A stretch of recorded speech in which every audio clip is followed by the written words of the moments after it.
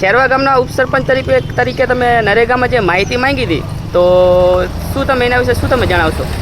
ખેરવા ગામમાં નરેગામાં કાગળીઓ જોતા મને એવું લાગ્યું કે આમાં કંઈક ભ્રષ્ટાચાર થયો હોય એટલે મેં તારીખ 28/5/25ના રોજ તાલુકા વિકાસ અધિકારીને અરજી કરી છે. જેમાં કામ એક જ થયેલું છે.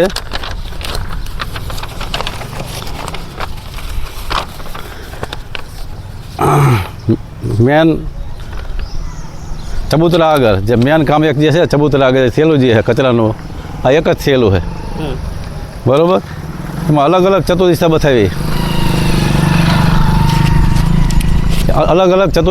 છે. એમાં આ એકને એક બનાવ્યું હોય આની સામે અંબાજીમાનું મંદિર છે એ બતાવી દીધું છે. ગામમાં જવાનો રસ્તો છે એ બતાવી દીધો છે. આ પ્લોટિંગમાં જવાનો એ બતાવી દીધો. સિદ્ધર માર્ગે જવાનો રસ્તો આ બધું એક જ છે જે બતાવ્યું બધું.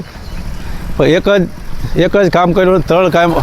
ત્રણ ખોટા કામ બતાવીને એક કામ કરીને ત્રણ ખોટા કામ બતાવીને અને આમાં ભ્રષ્ટાચાર કર્યો છે એ નજરે પડે છે. જ્યાં કાગળ ઉપર જોવા મળે છે. જેને મેં અરજી તાલુકા પંચાયતને ધ્યાન દોર્યું છે. બીજું નરેગામમાં ગામને 100 દિવસની રોજી દેવાની હોય. ગામમાં વારંવાર અરજીઓ માણસોએ કરેલી છે પણ છતાં આ પંચાયત કોઈને રોજી આપતી નથી. ફક્ત એમના પોતાના કુટુંબિક ઘરના સભ્યો અને પંચાયતના એમના પોતાના જે સભ્યોને ન્યાય સમિતિના અધ્યક્ષ રહ્યા એમના ઓલામાં જ એમને જ રોજી આપી છે. ગામમાં બાકી બીજા કોઈને રોજી અમને આપી નથી. આ બધું તપાસ કરો તો આમાં મોટો ભ્રષ્ટાચાર થઈ રહ્યો એવું મને લાગી રહ્યું છે જેની તપાસ કરવી.